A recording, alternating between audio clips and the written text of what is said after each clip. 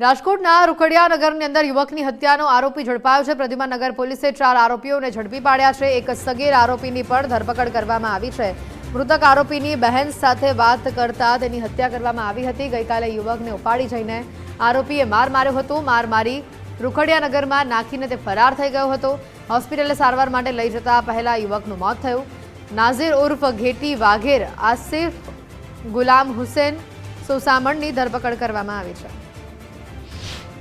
બપોરના 2:30 વાગ્યાના અરસામાં આ કામે મરણ જનાર ઉમંગભાઈ રણજીતભાઈ જે છે તેઓ પોતાના ઘરે હાજર હતા। ત્યારે આ કામના આરોપી નજીરભાઈ ઘેટી તેઓ મરણ જનાર ઉમંગભાઈના ઘરે ગયેલા અને તેઓને ચા પીવાનું કહી ચાલ ચા પીવા જઈએ એમ કહીને એને પોતાની સાથે લઈ ગયેલા।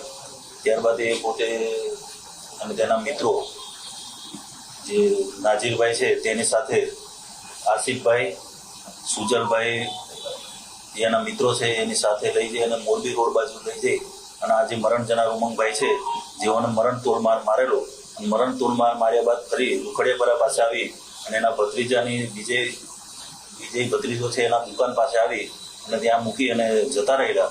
ત્યારબાદ આ મરણ જનાર ઉમંગભાઈ જે છે તેઓને ત્યાં આગળ મરણ તોડ હાલતમાં પડેલો હોય એને તાત્કાલિક હોસ્પિટલ ખાતે લઈ જવામાં આવેલો, પણ હોસ્પિટલ ખાતે તેઓને મરણ